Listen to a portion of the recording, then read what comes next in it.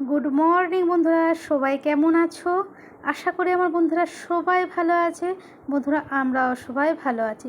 তো বন্ধুরা এখন থেকে ভিডিওটা শুরু করলাম। প্লিজ স্কিপটা করে পুরো ভিডিওটা দেখো, আশা করি তোমাদের খুব ভালো লাগবে।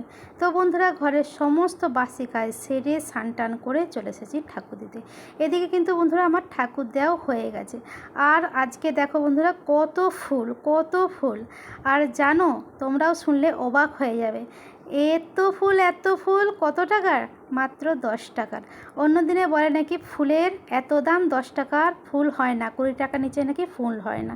তো যাই হোক, পুজো টুজো দেওয়া হয়ে গেছে, চলে এসেছি পেটে দিতে কিছু কিছু বলতে কি দেবো বলো তো, দুটো বিস্কুট নিয়ে বসেছি, জল ভিজিয়ে খাবো।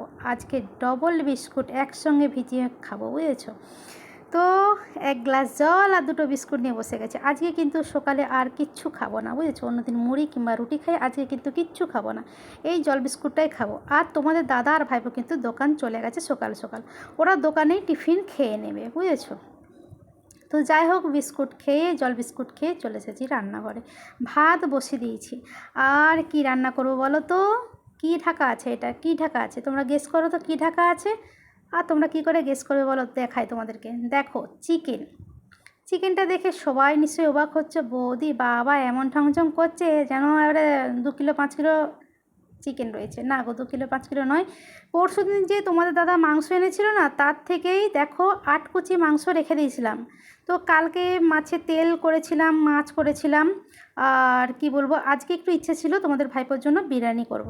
তো বিরিয়ানির চাল বাড়তে গিয়ে দেখি চালটা বাড়ন্ত। তো কি করব, কিছু করার নেই। তো ভাবলাম যে মাংসটা এমনি ঝোল করে নেব, আর হচ্ছে কি বলো তো, এই সজনা শাকগুলো ভাজা করব। সজনা শাকগুলো বের করেছি, বাছাই রয়েছে, আজকে জাস্ট হাত বাছা করবো। ওই যে 2-1টা ডাঁটি রয়ে গেছে, সেগুলো দেখবো, বাছবো। আর হচ্ছে কি বলো তো, তোমার ভিতরে কোনো পাতা পেকেছে কি কিছু, সেই জন্য। ঠিক আছে, তো চলো বন্ধুরা রান্নাটা করে নিই, তোমরা দেখতে থাকো ভিডিওটা। আর দেখো বন্ধুরা, এদিকে কিন্তু আমার মাংসটা দেখো কষা কষা হয়েই গেছে, বুঝেছো?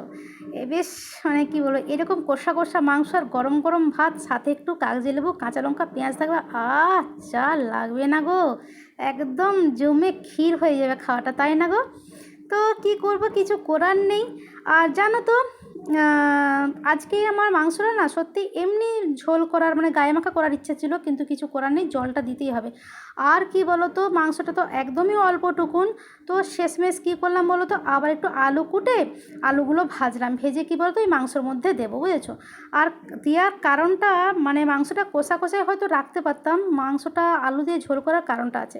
কালকে যে রুটি করেছিলাম না, সেই তো সকালবেলা আমি দুটো খেয়েছি, আর ওরা তো খায় না, জানি বিকেলবেলা খাবে। কিন্তু কি বলো তো, বিকেলবেলা ওরা যে দোকান থেকে এসেছে, রাত্রিবেলা বাবুরা নিয়ে এসেছে ওই যে প্রসাদ। প্রসাদ বলতে কালকে কৌশিকী অমাবস্যা ছিল না, তো আমাদের দোকানের নিচে পুজো হয়েছিল।